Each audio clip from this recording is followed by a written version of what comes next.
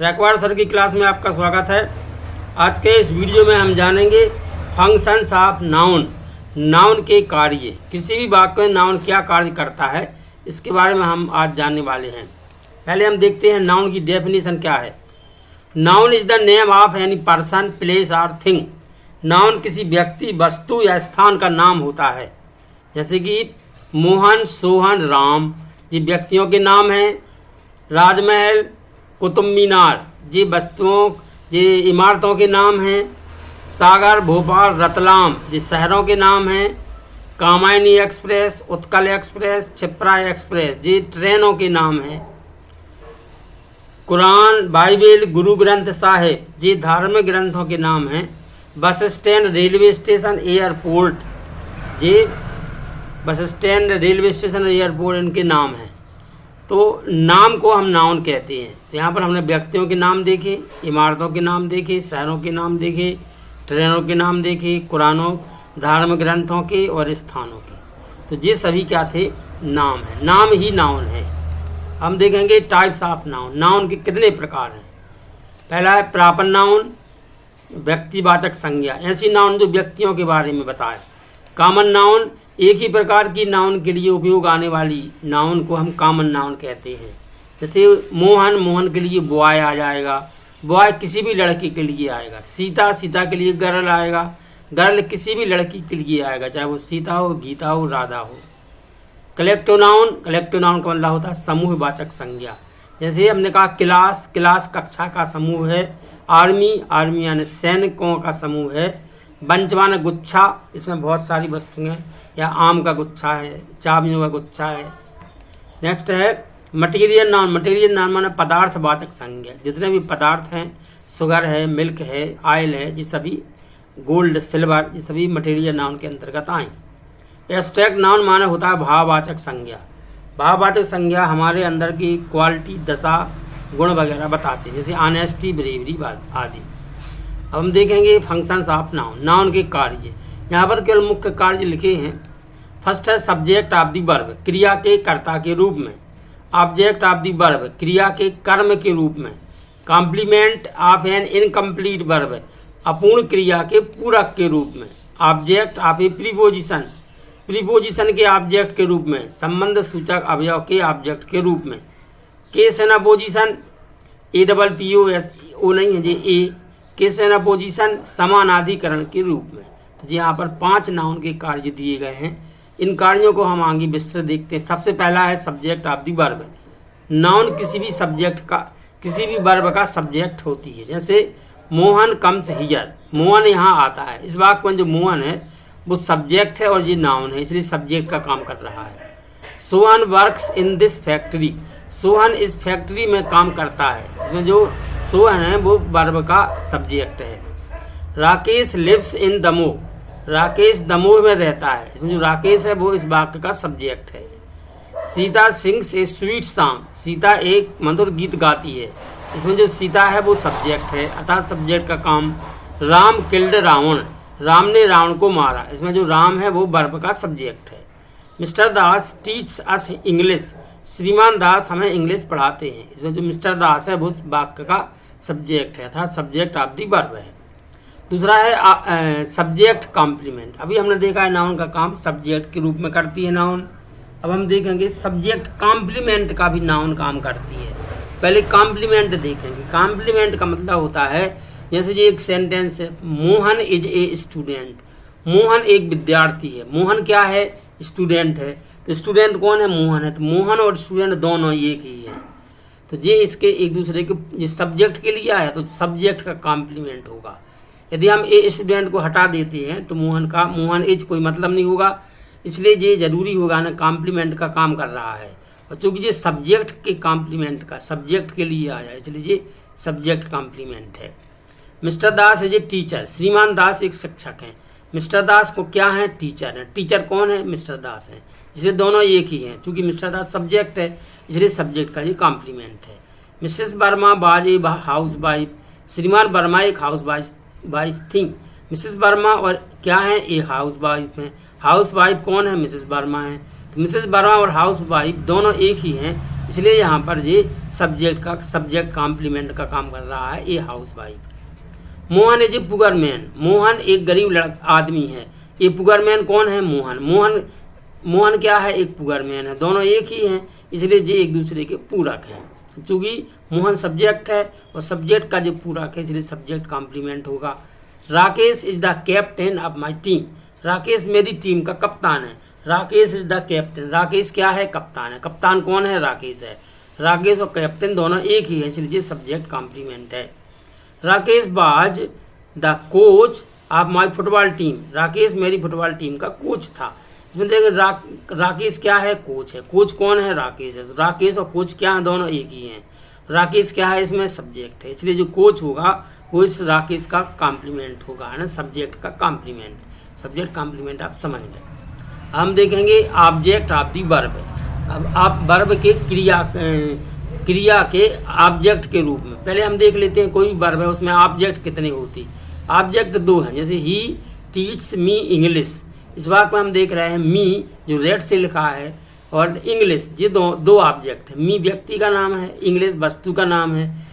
जो व्यक्ति का नाम है ना वो इनडायरेक्ट ऑब्जेक्ट होता और जो वस्तु का नाम है वो डायरेक्ट ऑब्जेक्ट होता है। तो इसमें अभी हम जानकारी दे रहे हैं डायरेक्ट ऑब्जेक्ट और इनडायरेक्ट ऑब्जेक्ट की। They gave Sohan 2 ball. इसमें ऑब्जेक्ट क्या है? ऑब्जेक्ट है सोहन और क्या है? 2 बॉल्स। दोनों ऑब्जेक्ट है। सोहन व्यक्ति का नाम है इसलिए इनडायरेक्ट ऑब्जेक्ट होगा। 2 बॉल्स जो वस्तु का नाम है इसलिए डायरेक्ट ऑब्जेक्ट होगा। ये ऑब्जेक्ट क्यों? क्योंकि क्रिया के बाद आए।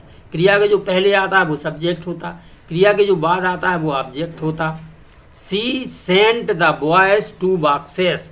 उसने लड़कों को 2 बक्से भेजी। तो इसमें देखेंगे द बॉयज वर्ब के बाद में आया है इसलिए ऑब्जेक्ट है। ये व्यक्ति का नाम है इसलिए इनडायरेक्ट ऑब्जेक्ट है।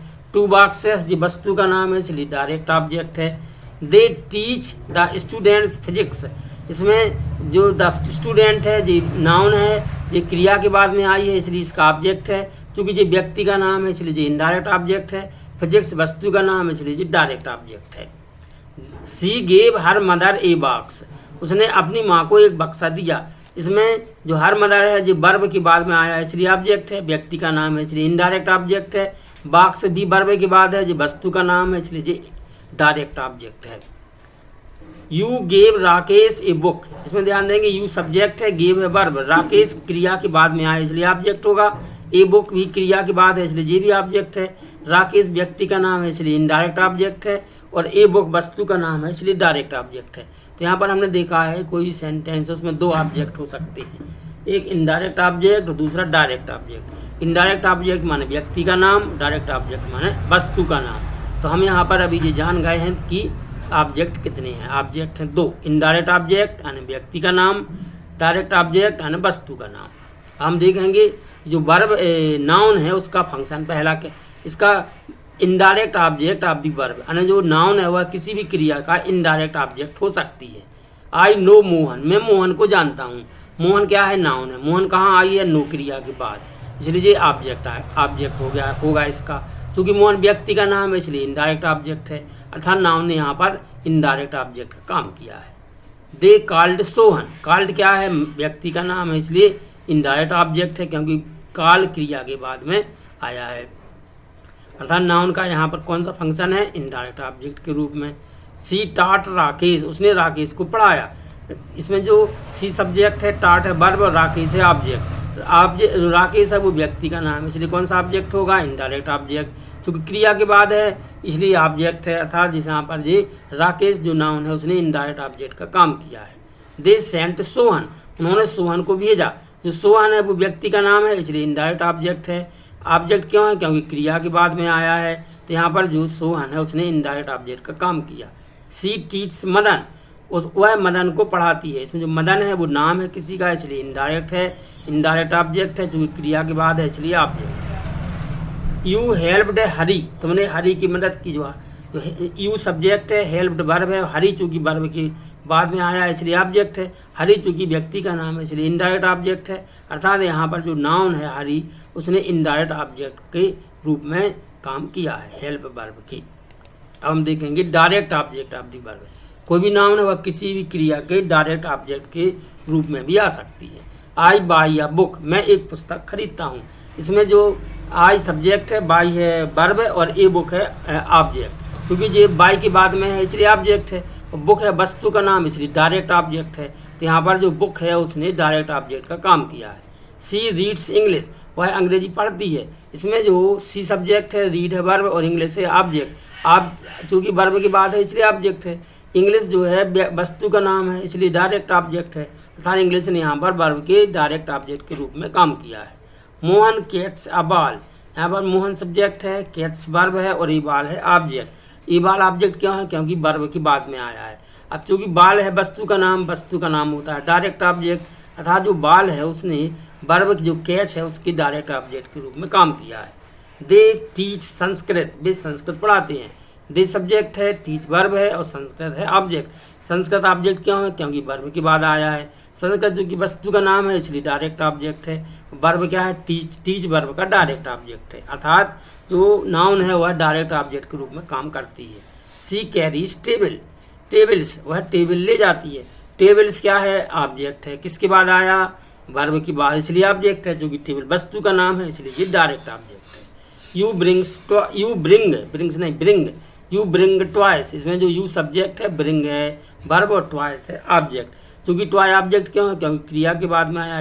ट्वाइस इन डायरेक्ट ऑब्जेक्ट है क्योंकि वस्तु का नाम है। जो कि जो ट्वाइस है यहाँ पर इसने वर्ब जो ब्रिंग है उसके ये डायरेक्ट ऑब्जेक्ट के रूप में काम किया है, अर्थात जो नाउन है वह डायरेक्ट ऑब्जेक्ट भी किसी वर्ब का बनती है। अब हम देखेंगे ऑब्जेक्ट और कॉम्प्लीमेंट। पहले हमने देखा था सब्जेक्ट और कॉम्प्लीमेंट, अब हम देखेंगे ऑब्जेक्ट और कॉम्प्लीमेंट।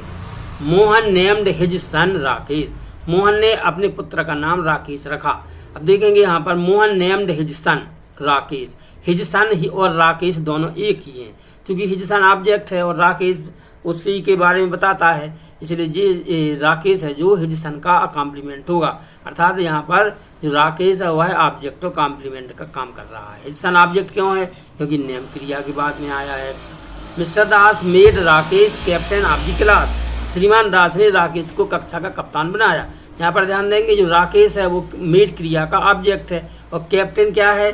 कैप्टन और राकेश दोनों एक ही हैं, क्योंकि मिस्टर दास ने राकेश को क्या बनाया? कक्षा का कैप्टन। तो कैप्टन और राकेश एक ही हैं, क्योंकि राकेश ऑब्जेक्ट क्योंकि क्रिया के बाद आया, और चूँकि कैप्टन है ना वो राकेश ही के लिए आया, इसलिए ऑब्जेक्ट और कॉम्प्लीमेंट का काम कर रहा है। Mrs Verma appointed Shyam CEO of the company, Mrs Verma ने श्याम को कंपनी का CEO नियुक्त किया। CEO और श्याम दोनों एक ही हैं, और श्याम क्या है? अपॉइंट क्रिया का ऑब्जेक्ट है, और CEO क्या है? श्याम का कॉम्प्लीमेंट है, इसलिए ये यहाँ पर ऑब्जेक्ट, चूँकि श्याम है ऑब्जेक्ट और CEO उसी के बारे में है, अर्थात ये ऑब्जेक्ट कॉम्प्लीमेंट है। मोहन गेव सोहन ए डाल, मोहन ने सोहन को एक डाल दी। यहाँ पर ध्यान देंगे सोहन क्या है? ऑब्जेक्ट है, क्योंकि गेव क्रिया के बाद आया है, और डाल क्या है? मोहन ने सोहन को डाल दी। यहाँ पर ध्यान देंगे जे वाला जो सेंटेंस है वह है इसका नहीं है जी, क्योंकि ये दोनों ही ऑब्जेक्ट हैं, अलग अलग हैं, तो इस सेंटेंस को आप चौथा नहीं समझेंगे। 5 है the teacher appointed Ramdas the peon, यहाँ पर ध्यान देंगे जो रामदास है अपॉइंटेड क्रिया का ऑब्जेक्ट है, और द प्यून है वो रामदास ही के लिए आया, क्योंकि शिक्षक ने रामदास को क्या बनाया? प्यून बनाया। तो प्यून और रामदास दोनों एक ही हैं, क्योंकि रामदास ऑब्जेक्ट है और प्यून उसी के बारे में बताता, इसलिए जो द प्यून है वह ऑब्जेक्ट और कॉम्प्लीमेंट का काम करता। The boy made Sita his tuition teacher, लड़के ने सीता को अपनी ट्यूशन टीचर बनाया। यहाँ पर जो सीता है और हिज ट्यूशन टीचर वो दोनों एक ही हैं, क्योंकि सीता ऑब्जेक्ट है, हिज ट्यूशन टीचर उसी के बारे में है, अर्थात हिज ट्यूशन टीचर जो सीता है ऑब्जेक्ट उसका ऑब्जेक्ट कॉम्प्लीमेंट के रूप में काम करता है। तो हमने यहाँ पर देखा जो नाउन का काम था वह ऑब्जेक्ट कॉम्प्लीमेंट का भी है। अब हम देखेंगे complement of an incomplete verb, अपूर्ण क्रिया के कर्म के रूप में। इसमें पहले देख लेते हैं कि अपूर्ण क्रियाएं कौन सी हैं, जैसे इज, एम, आर, बाज, बर, सीम, अपीयर। तो जब कभी नाउन इनके बाद आएगी तो वो complement of an incomplete verb होगी। जैसे ही इज मोहन, वह मोहन है, मोहन को हटा दें हम तो इसका कोई अर्थ नहीं होगा, चूँकि ये इज क्रिया के बाद है, आई है और इनकम्प्लीट वर्ब है, इसलिए ये जो मोहन है वह इनकम्प्लीट वर्ब के ऑब्जेक्ट के रूप में है, अर्थात कॉम्प्लीमेंट का काम कर रहा है। आई एम एन इंजीनियर, मैं एक इंजीनियर हूँ, इंजीनियर को हटा देंगे ना तो वाक्य का कोई अर्थ नहीं होगा, इसलिए इंजीनियर इसका कॉम्प्लीमेंट है। एम इनकम्प्लीट वर्ब है, अर्थात यहाँ पर कॉम्प्लीमेंट है इनकम्प्लीट वर्ब का an engineer. You are a goldsmith, यहाँ पर you are a goldsmith, जो गोल्ड स्मिथ है इसको हटा देने पर वाक्य का कुछ अर्थ नहीं होता, इसलिए गोल्ड स्मिथ इस वाक्य में कॉम्प्लीमेंट का काम करेगा। क्योंकि आर इनकम्प्लीट वर्ब है इसलिए यहाँ पर जो कॉम्प्लीमेंट है वो complement of an incomplete verb है। फाइव है ही वाज ए मर्चेंट, वह एक व्यापारी था। इसमें ए मर्चेंट को हटाने पर वाक्य का कुछ अर्थ नहीं होता, इसलिए ये मर्चेंट है वो कॉम्प्लीमेंट है। क्योंकि वाज इनकम्प्लीट वर्ब है इसलिए ये कॉम्प्लीमेंट इनकम्प्लीट वर्ब का कॉम्प्लीमेंट है। यू वर आ सिंगर, तुम एक सिंगर थे। यहाँ पर यदि हम सिंगर को हटा दें तो वाक्य अपना अर्थ नहीं दे पाता, इसलिए सिंगर इसके लिए जरूरी होगा अर्थात क्या होगा, ये कॉम्प्लीमेंट का काम कर रहा है। क्योंकि जो कॉम्प्लीमेंट है वो वर्ब क्रिया के बाद में आया है, अर्थात इनकम्प्लीट वर्ब का ऑब्जेक्ट है, इसलिए ये इनकम्प्लीट वर्ब के हम क्या कहेंगे ये कि complement of an incomplete verb. I am a student, मैं एक विद्यार्थी हूँ। यदि हम इस वाक्य से ए स्टूडेंट हटा दें तो बचता है आई एम, जिसका पूर्ण अर्थ नहीं है, इसलिए ए स्टूडेंट इस वाक्य के लिए जरूरी है और अर्थात ये इस वाक्य में कॉम्प्लीमेंट का काम करता है। क्योंकि एम क्रिया के बाद आया और एम एक इनकम्प्लीट वर्ब है, इसलिए ये जो स्टूडेंट है वह कॉम्प्लीमेंट है ऑफ एन इनकम्प्लीट वर्ब का, अर्थात कोई भी नाउन क्या करती है इनकम्प्लीट वर्ब के कॉम्प्लीमेंट का भी काम करती है। हम देखेंगे नेक्स्ट है ऑब्जेक्ट ऑफ ए प्रीपोजिशन, किसी भी प्रीपोजिशन के ऑब्जेक्ट के रूप में काम करना। पहले हम कुछ प्रीपोजिशंस देखते हैं, जैसे in, into, on, upon, over, with, above, under, below, across, through, up, down, about, ये कुछ प्रीपोजिशंस हैं। अब यदि कोई नाउन इनके बाद आएगी तो वो ऑब्जेक्ट ऑफ ए प्रीपोजिशन होगी। जैसे आई नो अबाउट मोहन, मैं मोहन के बारे में जानता हूँ। जो यहाँ पर मोहन है ये नाउन है, ये किसके बारे में आई है, अबाउट के बारे में। अबाउट क्या है, प्रीपोजिशन है। यू गो विथ मोहन, तुम मोहन के साथ जाते हो। इसमें मोहन क्या है, नाउन है, वो किसके बाद में आई है, विथ के बाद में। विथ क्या है, प्रीपोजिशन है, इसलिए मोहन क्या काम कर रहा है यहाँ पर, object of a preposition. Ravi is in the room, Ravi कमरे में है। यहाँ पर जो द रूम है जी नाम है किसी का और कमरे का, इसलिए जी क्या है, नाउन है। नाउन किसके बाद में आई है, इनके बाद। इन क्या है, एक प्रीपोजिशन है, तो ये प्रीपोजिशन का ऑब्जेक्ट है। Mohan ran into the room, Mohan कमरे में दौड़ा, तो इसमें द रूम नाउन है, इनटू प्रीपोजिशन है, क्योंकि इनटू के बाद में आई है ये नाउन, इसलिए ये ऑब्जेक्ट ऑफ ए प्रीपोजिशन है। ही वेंट अप द हिल, वह हिल पहाड़ी पर गया। इसमें हिल क्या है, नाम है, ये किसके बाद में आया है, अब के बाद। अब क्या है, प्रीपोजिशन है, तो ये प्रीपोजिशन का ऑब्जेक्ट है यहाँ पर नाउन। तो जो नाउन है वो किसी भी प्रीपोजिशन के ऑब्जेक्ट के रूप में भी काम करती है। सी क्लाइम्ड डाउन द ट्री, वह वृक्ष से नीचे उतरी, तो जो द ट्री है जी है नाउन, वो किसके बाद आई है, डाउन के बाद। और डाउन क्या है, प्रीपोजिशन है, तो यहाँ पर द ट्री क्या काम कर रहा है, object of a preposition. Next work देखते हैं हम नाउन का, ऑब्जेक्ट ऑफ एन इन्फिनिटिव। यहाँ पर जो नाउन होगी वो इन्फिनिटिव के बाद आएगी। जैसे to tell the truth is necessary for you, सत्य कहना तुम्हारे लिए जरूरी है। तो ट्रुथ क्या है, नाउन है, किसके बाद में आई है, टेल के बाद में, इसलिए ये ऑब्जेक्ट है ऑफ एन इन्फिनिटिव। इन्फिनिटिव के बाद है इसलिए ऑब्जेक्ट ऑफ ए इन्फिनिटिव है। टू लर्न इंग्लिश, इंग्लिश सीखना, इंग्लिश नाउन है, किसके बाद आई है, टू लर्न के बाद। टू लर्न क्या है, इन्फिनिटिव है, इसलिए यहाँ पर जो नाउन है वो इन्फिनिटिव के ऑब्जेक्ट के रूप में काम कर रही है।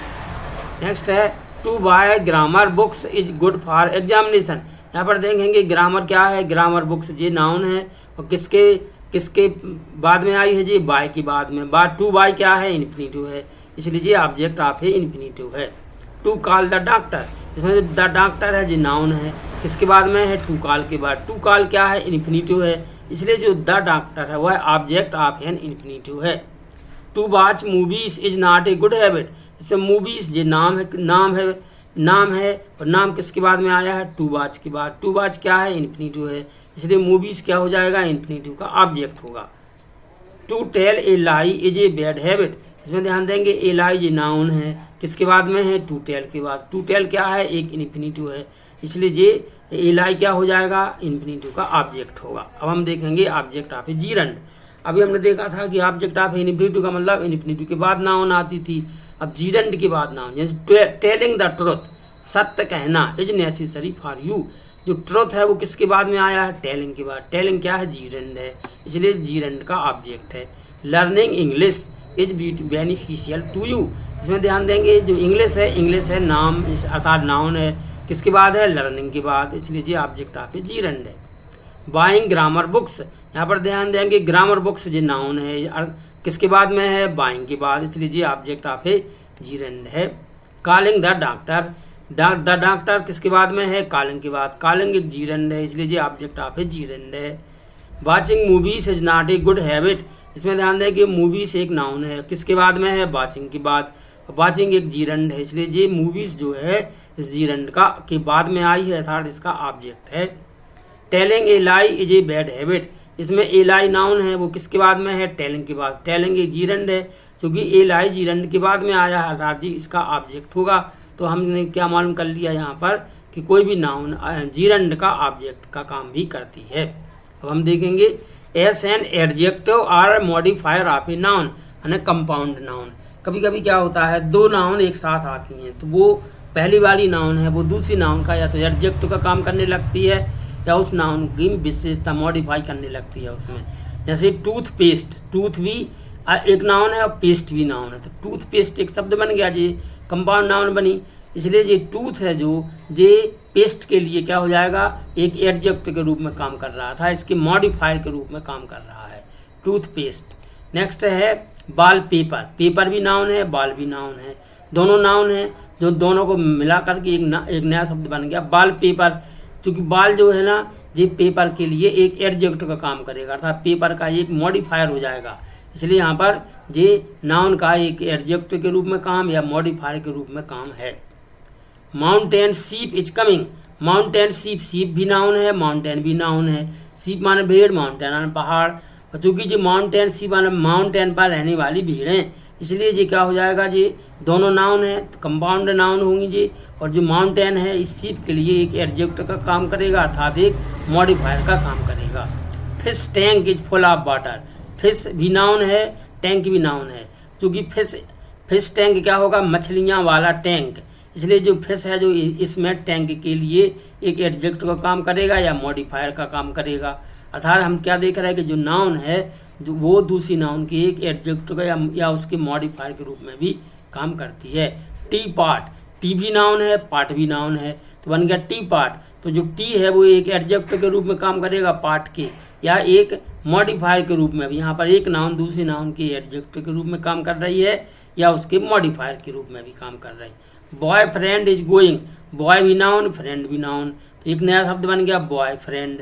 तो जो बॉय फ्रेंड है वो बॉय है जो फ्रेंड के लिए वो क्या करेगा एडजेक्टिव का या मॉडिफायर का काम करेगा, इसलिए हमने क्या देखा कि नाउन है दूसरी नाउन के लिए कभी कभी एडजेक्टिव का भी काम करती है और मॉडिफायर का भी काम करती है। हम a concrete slab is very strong, concrete slab, concrete भी नाउन है स्लैब भी नाउन है, दोनों नाउन है परंतु कंक्रीट स्लैब जी स्लैब की विशेषता बन गई यहाँ पर, अर्थात यहाँ पर जो कंक्रीट है वो क्या स्लैब के लिए या एक एडजेक्टिव का काम कर रही है या उसके एक मॉडिफायर के रूप में काम कर रही है। एक car mechanic is coming here, car भी नाउन है मैकेनिक भी नाउन है, क्योंकि यहाँ पर दोनों मिलकर कार मैकेनिक बन गया, तो जो कार मैकेनिक है कार मैकेनिक के लिए एक एडजेक्टिव का काम कर रहा है या एक मॉडिफायर का काम कर रहा है। तो हमने क्या देखा नाउन का एक फंक्शन देखा कि वह दूसरी नाउन के एक एडजेक्टिव के रूप में या उसके मॉडिफायर के रूप में भी काम करती है। Store manager has many qualities, यहाँ पर स्टोर भी नाउन है मैनेजर भी नाउन है, दोनों शब्द मिलके एक नया शब्द बन गया स्टोर मैनेजर। यहाँ पर जो स्टोर है वो इस मैनेजर के एडजेक्टिव का काम कर रहा है या उसके मॉडिफायर के रूप में काम कर रहा है। हम देखेंगे नाउन का अगला फंक्शन केस एंड अपोजिशन, समानाधिकरण के रूप में कभी कभी क्या है एक नाउन के बाद दूसरी नाउन आ जाती। Mohan my brother is an intelligent student, Mohan मेरा भाई, दोनों एक ही हैं इसलिए जो दूसरी नाउन है माई ब्रदर और मोहन के लिए केस एंड अपोजिशन का काम करती है। Mister Das your teacher has a green bicycle, श्रीमान दास तुम्हारे शिक्षक, श्रीमान दास कौन है तुम्हारे शिक्षक, दोनों एक ही हैं इसलिए ये एक दूसरे के लिए क्या है केस एंड अपोजिशन है अर्थात समानाधिकरण है यानी एक दूसरे का समाधान प्रस्तुत करते। Mrs Verma my neighbour is a rich women, Mrs Verma कौन मेरी पड़ोसी, ये दोनों एक ही हैं इसलिए दो नाउन एक साथ आई और दूसरी नाउन पहले नाउन के बारे में बताती है अर्थात वो वही है दोनों एक ही नाउन है, इसलिए ये केस एंड अपोजिशन का काम है नाउन का। Mohan her brother is coming here, Mohan उसका भाई, मोहन कौन है, उसका भाई है। मोहन और हर ब्रदर दोनों एक ही है, इसलिए ये यहाँ पर केस एंड अपोजिशन का काम कर रहे हैं। Sita your sister stood first in the class, Sita कौन, तुम्हारी बहन, तुम्हारी बहन कौन, सीता, दोनों एक ही हैं, इसलिए दो नाउन एक साथ हैं और दूसरी नाउन पहली नाउन का समाधान प्रस्तुत कर रही है, इसलिए वो केस एंड अपोजिशन का काम यहाँ पर नाउन कर रही है। द बॉय योर ब्रदर, लड़का तुम्हारा भाई, तुम्हारा भाई कौन, लड़का, द बॉय कौन, योर ब्रदर, दोनों दो नाउन एक साथ आई, दूसरी नाउन पहले नाउन की का समाधान प्रस्तुत करती है, इसलिए यहाँ पर नाउन का कौन सा फंक्शन है, केस एंड अपोजिशन का।